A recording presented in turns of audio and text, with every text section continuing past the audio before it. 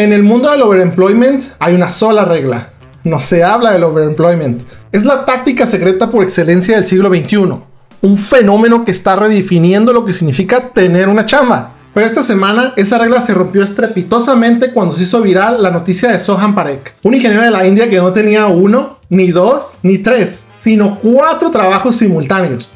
¡Cielos, qué macizo! Su caso nos obliga a mirar de frente este fenómeno y preguntarnos, ¿qué tan peligroso es aplicar esta técnica ninja laboral? ¿Hay alguna aplicación ética o moral de peso? Y por supuesto, para quienes no están al tanto de esta técnica prohibida, ¿qué demonios es el overemployment y cómo se hace? Hoy repasaremos cada faceta de esta técnica disruptiva que no solo promete cambiar tu perspectiva laboral, sino también multiplicar tus ingresos. Para comprender a fondo el overemployment, debemos viajar al momento de su creación, la pandemia del cobicho. Antes de 2020, la idea de tener 2 trabajos de tiempo completo en la misma industria era prácticamente impensable para la mayoría. La oficina, los traslados, las reuniones presenciales, las horas nalga, el tiempo muerto en el trabajo. No, God! No, God, please, no, no! Todo eso consumía la mayor parte de nuestra jornada, pero de la noche a la mañana, el mundo se vio forzado a adaptarse. El trabajo remoto pasó a ser de una excepción a la norma global. Las videollamadas reemplazaron las salas de reuniones, las herramientas de colaboración digital sustituyeron a las conversaciones de pasillo, y aquí es donde algo extraordinario comenzó a suceder. Muchos profesionales, especialmente en el sector tecnológico y de oficinas, se dieron cuenta que el tiempo que antes invertían en desplazamientos, en pausas para el café con colegas o en la simple presencia física en la oficina, de repente quedó libre. Un desarrollador de software, por ejemplo, podría terminar sus tareas diarias en su primer empleo a media tarde sin el conocimiento de su jefe. Este tiempo extra no tardó en ser visto como una oportunidad de oro. Fue así como la semilla del overemployment germinó. Aquí les pregunto, ¿qué hubieran hecho ustedes? La idea de tomar un segundo, y para los más audaces, un tercer empleo remoto, se convirtió en una posibilidad real y tentadora. Lo que comenzó como una respuesta a una situación extraordinaria, poco a poco se ha ido consolidando y normalizando. Aunque es un tema tabú en el ambiente corporativo tradicional, el overemployment se ha convertido en una práctica cada vez más extendida, especialmente en el ámbito tecnológico, donde los roles suelen estar más orientados a resultados y el trabajo puede ser más autónomo. No verás a nadie en LinkedIn presumiendo de sus múltiples empleos, pero existen vastas comunidades en línea, foros anónimos, grupos de chat, subreddits, donde miles de profesionales comparten abiertamente sus experiencias, estrategias, herramientas, desafíos emocionales y lo más importante, los desafíos fiscales. Porque sí, el premio que obtienes al tener múltiples ingresos es una mayor recaudación de Hacienda. Es una especie de sociedad secreta dentro del mundo laboral. Allí se discuten desde cómo optimizar el horario para evitar conflictos de reuniones hasta cómo manejar las laptops de las distintas empresas sin que se mezclen cables o se genere sospecha. Esta normalización silenciosa demuestra que para un sector de la fuerza laboral, la lealtad a un único empleador ha sido revaluada frente a la oportunidad de maximizar ingresos y generar estabilidad financiera en un mercado laboral cada día más incierto. Es una respuesta pragmática a un mundo que valora la flexibilidad y la autonomía. Pero ¿quiénes son las caras detrás de este fenómeno? ¿Quiénes son los que se atreven a desafiar las convenciones laborales y operar en esta zona gris de la productividad? Para entender la magnitud de este fenómeno, no hay mejor ejemplo que el de Soham Parekh. Aunque mi introducción mencionaba 4 trabajos, la historia que realmente lo catapultó a la fama fue su audacia al manejar 5 empleos simultáneos para startups de Silicon Valley. 5. ¿Te imaginas la complejidad logística de eso? Pero a diferencia de lo que podríamos pensar, Parekh no era necesariamente un ingeniero brillante en el sentido tradicional del rendimiento excepcional en su puesto. Su verdadera habilidad reside en otra parte. Era un maestro de la entrevista y un estratega en la selección de sus presas, que por cierto ya hice un video sobre las entrevistas técnicas y cómo los desarrolladores se preparan para hackearlas. Puedes verlo en esta tarjeta de aquí.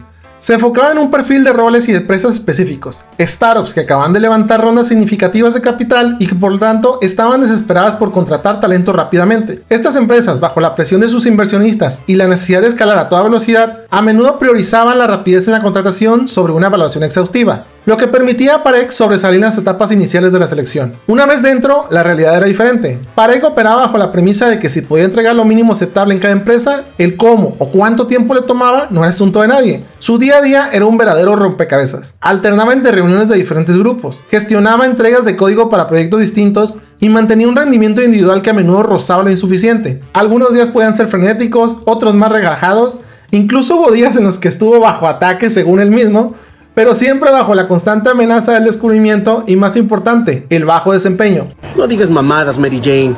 Sus problemas no solo venían de la saturación de tareas, sino de que al tener tantos trabajos, la atención y la calidad de su labor se diluían, lo que eventualmente llevaba a que las empresas notaran la baja productividad. El caso de Parekh es extremo, sí, pero ilustra perfectamente una faceta menos glamurosa del overemployment. No siempre se trata de ser un genio superproductivo, sino de ser estratégico en la selección de roles y el tipo de empresa, aprovechando las vulnerabilidades de un mercado laboral acelerado y de navegar en los límites del rendimiento aceptable, asumiendo un alto riesgo de mediocridad o incluso el fracaso en algunos frentes. Esta es la premisa que ha llevado miles, si no es que a millones de profesionistas a adoptar esta técnica ninja, a menudo con resultados mixtos. Aunque ahora te preguntarás, ¿cuáles son los secretos de esta famosa técnica ninja? ¿Podría lograr mantener el equilibrio sin que todo se desmorone a mis pies? Si bien no es una práctica que recomendemos a la ligera, es fascinante entender cómo lo logran quienes la practican con éxito. Aquí desglosaremos algunos de los tips y estrategias que circulan en las comunidades de overemployment. Y de nuevo, esto no es una recomendación, es un análisis de las tácticas empleadas. Número 1. Dominio de la gestión del tiempo y la productividad. La organización es la piedra angular. Quienes practican el overemployment son maestros en el uso de calendarios compartidos consigo mismo, herramientas de gestión de tareas y técnicas como el bloqueo del tiempo. Priorizan el trabajo profundo y eliminan distracciones. Número 2.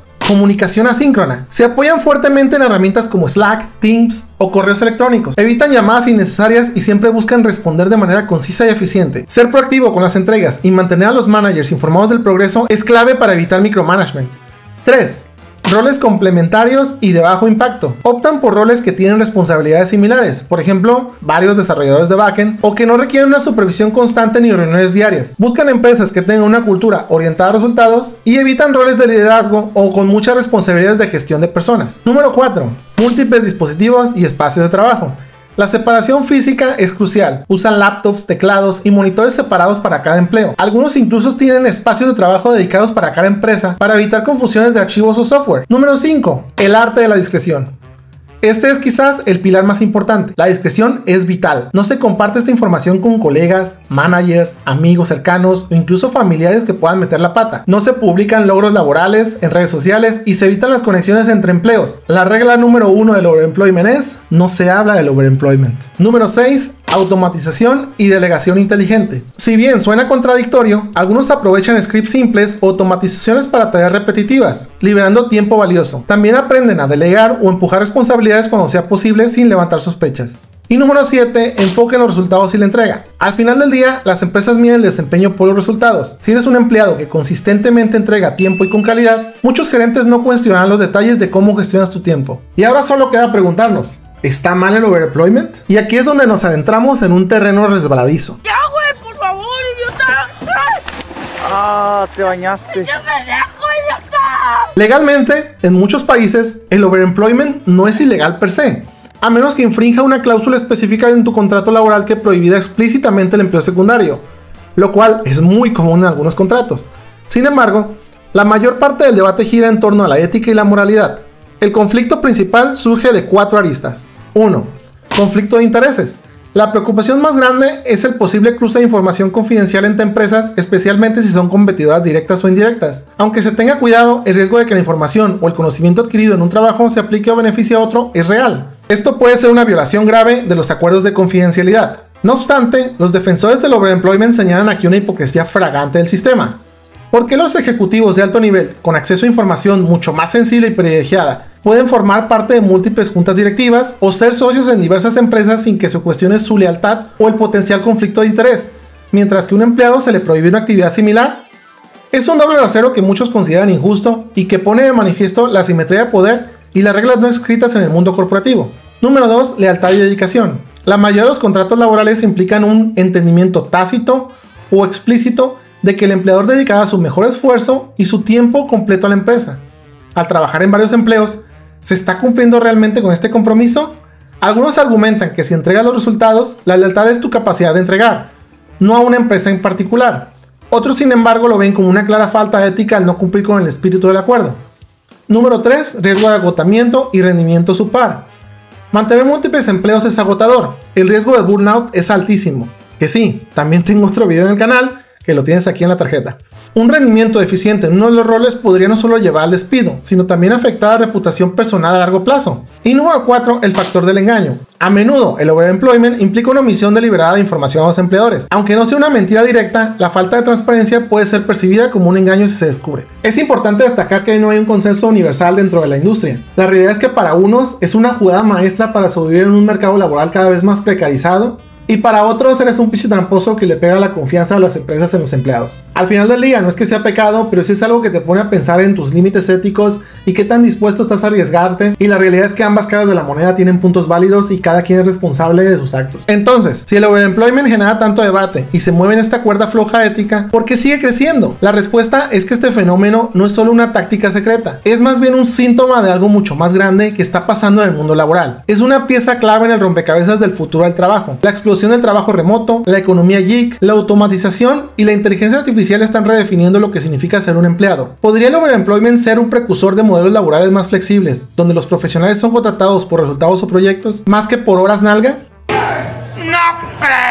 Las empresas ya están empezando a explorar este concepto de la fuerza laboral bajo demanda y el enfoque en outputs en lugar de inputs. Este fenómeno nos obliga a cuestionar las antiguas nociones de lealtad corporativa y a considerar cómo las nuevas generaciones que valoran la autonomía y la flexibilidad están reescribiendo las reglas no escritas del empleo. El caso de Soham Parekh y el fenómeno del overemployment son más que una curiosidad laboral, son una fotografía directa de cómo se van presentando las oportunidades laborales hoy en día. Representan la búsqueda de autonomía, la maximización de ingresos y la resiliencia en un mundo laboral en constante cambio. ¿Crees que el overemployment es una práctica sostenible a largo plazo o es una fase temporal en la evolución de cómo trabajamos? ¿Cómo crees que las empresas deberían responder a esta tendencia? Y hablando de tendencias en la industria, te recomiendo este video donde hablo sobre cómo la industria quiere meter ya hasta en los tacos y cómo los devs son los menos beneficiados en esta tendencia. Si este análisis te ha resultado útil o entretenido, no olvides darle a like, compartirlo con tus amigos y suscribirte para más contenido acerca del lado B de programar, y hago análisis sobre compañías no tan chidas para trabajar. Y recuerda, aquí no somos genios de Silicon Valley, aquí solamente hablamos de lo que pasa en tech.